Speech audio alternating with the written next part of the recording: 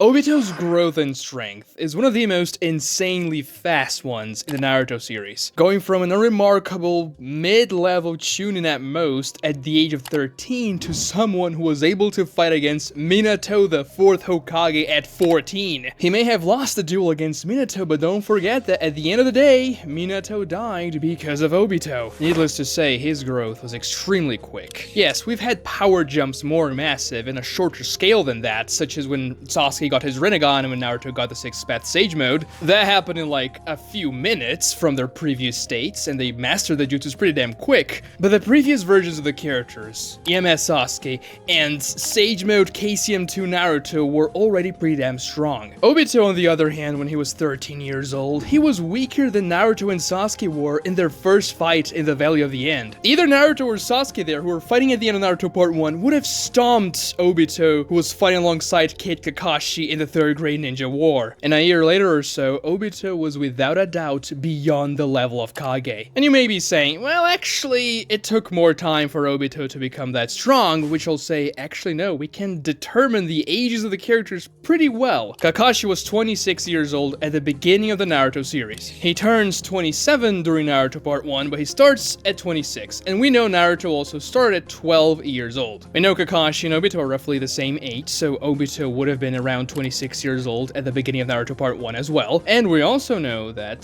Obito fought against Minato the day Naruto was born. So we just have to do 26 minus 12 to get that, yeah, Obito was around 14 years old at the time he fought against Minato. We also know Kakashi turned Jonin at 13 years old, and we know that happened in the Kakashi Gaiden story just before Kakashi and his team went to the Kanabi Bridge mission with Minato being their captain. So when Obito got crushed by that rock, he was 13 years old. We don't know exactly what time of the year that mission on Kanabi Bridge happened when Obito quote-unquote died, but even not knowing that, it's easy to say that the fight between Minato and Obito happened from 9 months to a year and a half after that. So on average, about a year. Enough time for the 3rd Great Ninja War to end and Minato to become the Hokage and also get Kushina pregnant, leaving enough time for Naruto to be born. But regardless of what number you pick, it's still a pretty short amount of time for the amount of strength Obito gained. Let's compare Obito's feats from when he was a Chunin in Minato's team to when he fought against Minato and invaded the Leaf Village, taking the 9 tails out of Kushina and doing all that he did, you know, pretty terrible stuff. It depends on who you ask, I suppose. As a Chunin, Obito was, as I said, very unremarkable. In the flashbacks we see of Kid Obito in the War Arc, he is definitely below Kakashi, I mean that's obvious, but he also seems to be kinda below Rin as well. He constantly gets injured, he is absolutely destroyed by Might Guy in the Chunin exams, and even though he becomes a Chunin at the age of 13, which is not terrible, that still happened in a period when the Leaf Village was giving a lot of promotions because they were at war. Kakashi became a Jonin at 13, so they were pretty desperate, promoting shinobis that probably shouldn't get promotions. But yeah, he became a Chunin, it's just that he wasn't a great one. I mean, in the Kakashi Gaiden flashback, we see that he can use the Fireball Jutsu, but Sasuke learned that jutsu when he was 7, and Itachi when he was even younger, and Obito's Fireball there doesn't look all that impressive, to be fair. And yes, Obito does get more powerful when he awakens his Sharingan with 2 Tomoe. Those guys he and Kakashi were fighting in the Kakashi Gaiden flashback were actually Jonins. Obito kills one of them with a kunai slash, the one called Taiseki, the same guy who took Kakashi's left eye, and he did pretty well in conjunction with Kakashi fighting against the other one called Kako. Obito managed to read his movements with his newly awakened Sharingan and allowed Kakashi to land a slashing blow. Now yes, that guy is not defeated by them at that instant, otherwise Obito wouldn't get smashed by all the rocks because he's the one who used the jutsu to collapse the cave, which eventually quote-unquote kills Obito. And after that, Kakashi is the one who takes care of Kako after Obito's already smashed. But they were Jonins and Obito was doing pretty damn well, especially because he literally killed one of them. So obviously, just the base 2 Tomoe Sharingans already giving Obito a pretty big boost to his powers, but obviously that's nothing compared to what Obito does as his masked man version, which is a year or so later. He invades the Leaf Village, captures baby Naruto, separates Minato from Kushina, extracts the 9 tails from Kushina,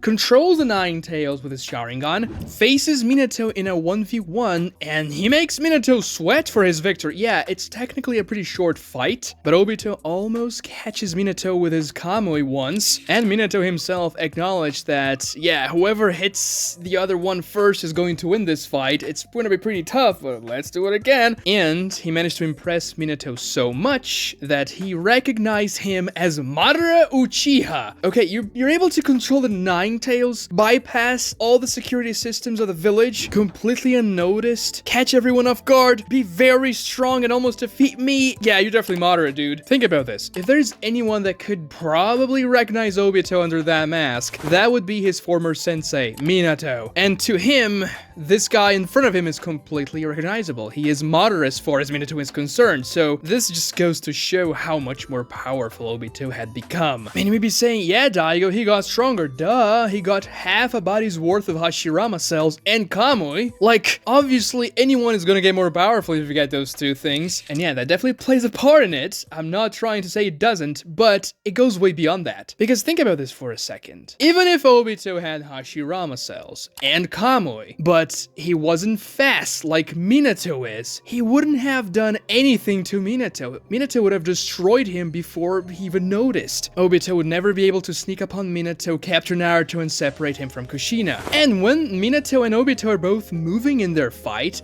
they seem to be pretty damn relative in speed. Yes, obviously the flying Raiden is instant teleportation. Minato is gonna be faster when he uses that, but I'm talking about just physical, regular movement speed. When Minato and Obito are both moving towards each other, it feels like they're very much at the same speed. And it's not as if Minato was holding back his speed for whatever reason. He needed to win that fight as fast as he could, and he almost got captured beforehand with Kamui, so it's dangerous for him not to be moving as fast as he can. Because let's be real here, if Obito had remained with the same speed he had a few months prior, Kamui wouldn't have worked because Obito simply wouldn't be able to see Minato coming at him. He wouldn't even have time to phase or anything, he would just die. So what the hell happened? How did Obito become so much more powerful? We know Obito was the black sheep of the Uchiha clan, meaning that he was a ninja of the clan, but still, he was not exactly the most talented dude around. He didn't have parents. Nobody expected much of him. Even after Madara saved Obito, restored half of his body with Zetsu/Hashirama cells, and after Obito trained to strengthen the half of his body that was new, Spiral Zetsu still thought it would be better for him to fight on Obito's place against the Mist Battalion than for Obito to take care of things. When Obito was heading to the direction Kakashi and Rin were fighting against the Mist Anbu, he was thinking that Spiral Zetsu was going to take care of things, and he was probably going to fight alongside Kakashi and help them out. And Obito did not protest that, so he understood Spiral Zetsu was probably being very truthful to him. Yeah, I'm not going to be terribly useful here, but you know, you can help out. But then obviously something happens. Obito sees Kakashi's Raikiri piercing Rin's heart and awakens his Mangekyou Sharingan. And it's at that moment that everything shifts, for Obito at least.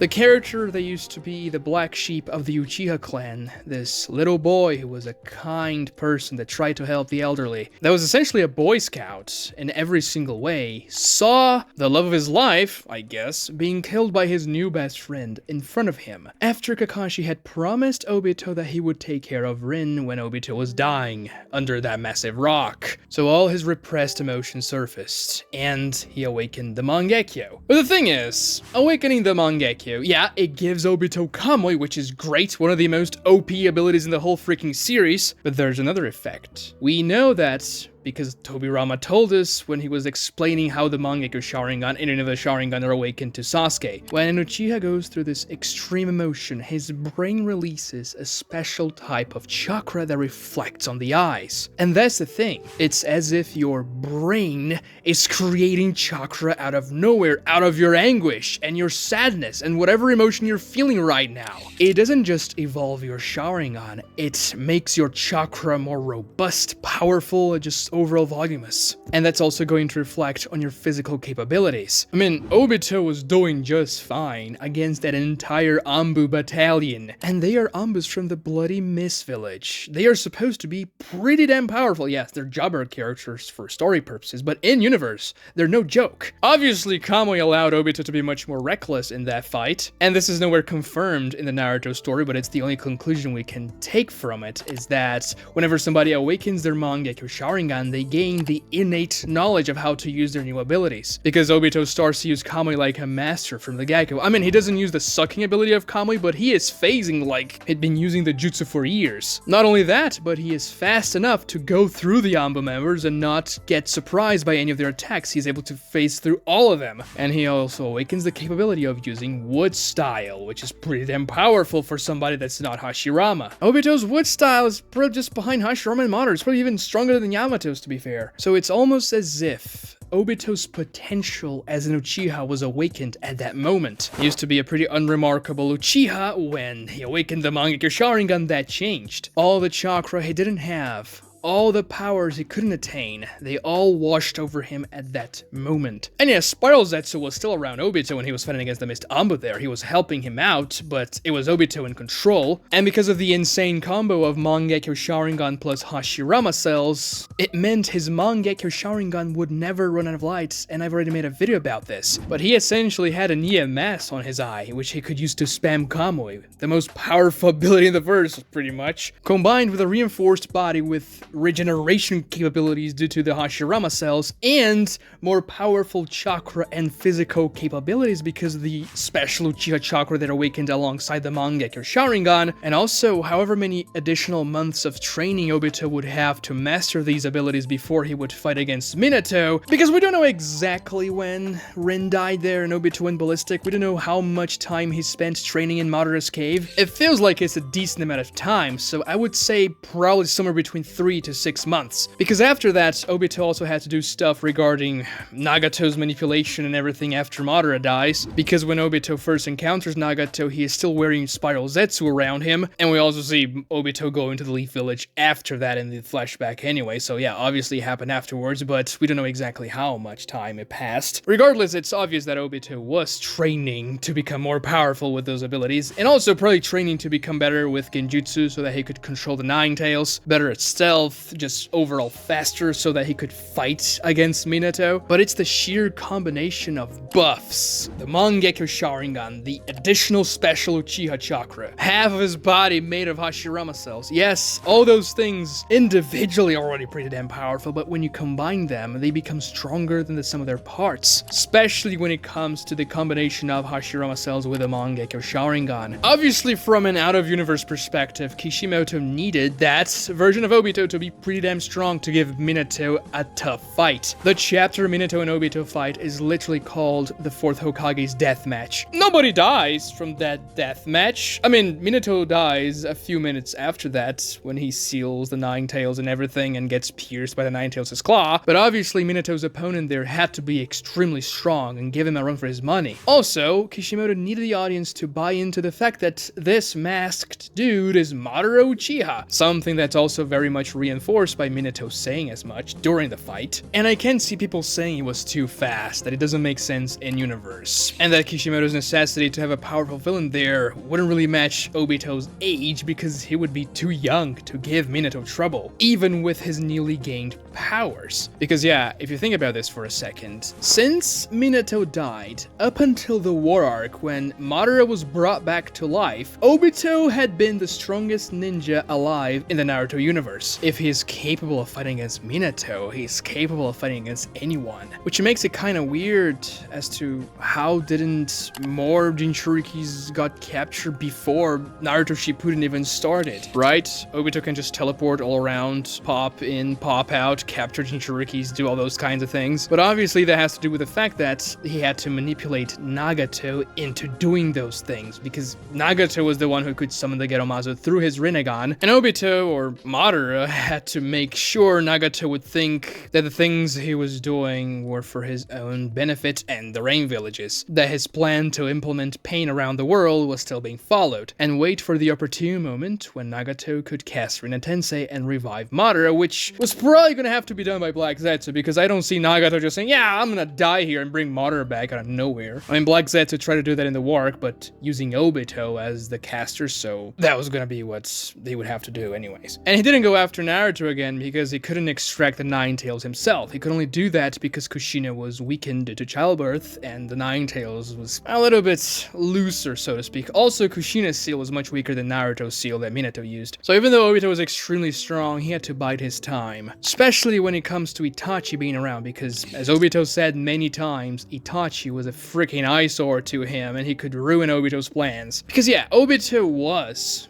probably the strongest ninja alive in the verse, but he wasn't invincible. People like Itachi or Nagato, they could be troublesome to him. But it still makes sense as to how Obito got that much more powerful than he used to be in his Leaf Village days. Like this video if you enjoyed it, please subscribe to this channel and ring notifications. Make sure to do those things so you receive all the videos that I do. Watch this other video right here for more cool Naruto content, and thank you so much for watching.